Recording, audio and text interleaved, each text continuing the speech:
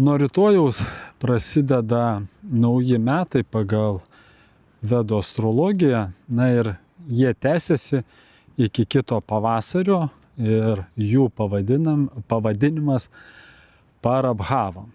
Na ir ką tai reiškia? Tai reiškia laiką, kai kažkas, kas atrodė stipru ir stabilu, pradeda silpnėti arba praranda kontrolę. Tai reiškia, kad tai metai, kai senos sistemos ar planai gali susidurti su problemomis, o pasaulis bus priverstas keisti kryptį. Na ir tokiais metais dažnai iškyla dalykai, kurie ilgai buvo slepiami, o netikėti įvykiai gali prasidėti vietose, kurios, tarkim, anksčiau nebuvo laikomos labai svarbiomis.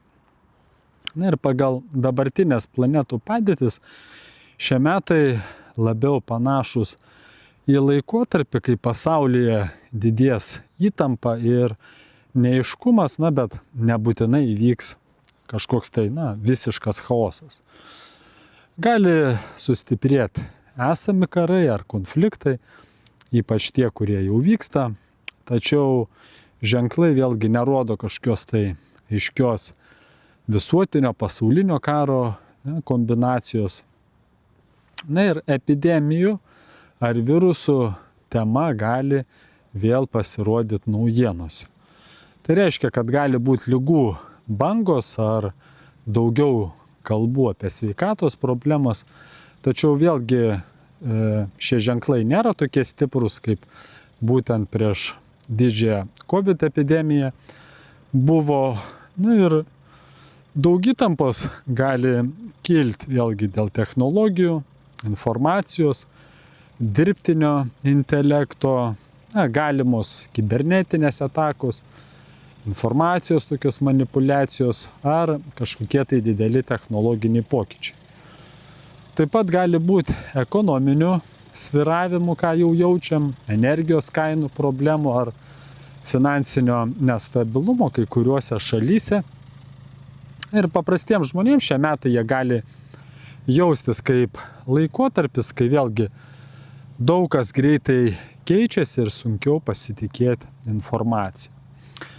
Ir labiausiai verta saugotis būtų panikos, melagingų naujienų ir finansinių rizikų, nes toks informacinis chaosas kartais gali būti didesnis nei realūs pavojai.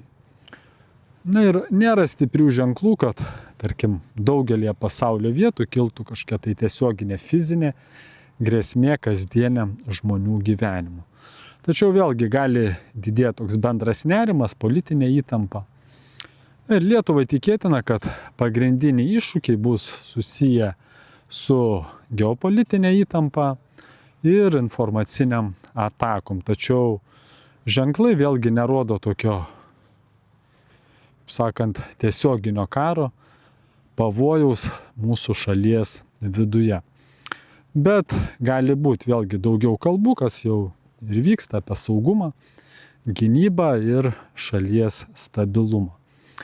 Todėl paprastiems žmonėms Lietuvoje būtų irgi svarbiausia išlikti ramiais, atsargiai vertinti informaciją ir nepasiduoti baimės atmosferai, nes tokios daug įtampos gali būti labiau informaciniai erdvėj nei realiame gyvenime. Taigi linkiu visiems ramių, išmintingų ir vidinės stiprybės metų. O jeigu kam įdomu pažiūrėti savo asmeninę metų energiją ar kryptis, tai galite parašyti man. Metų horoskopą galima skaičiuoti vėlgi ne tik nuo gimimo dienos, bet ir nuo bet kurios pasirinktos dienos. Tai ką, būkit laimingi.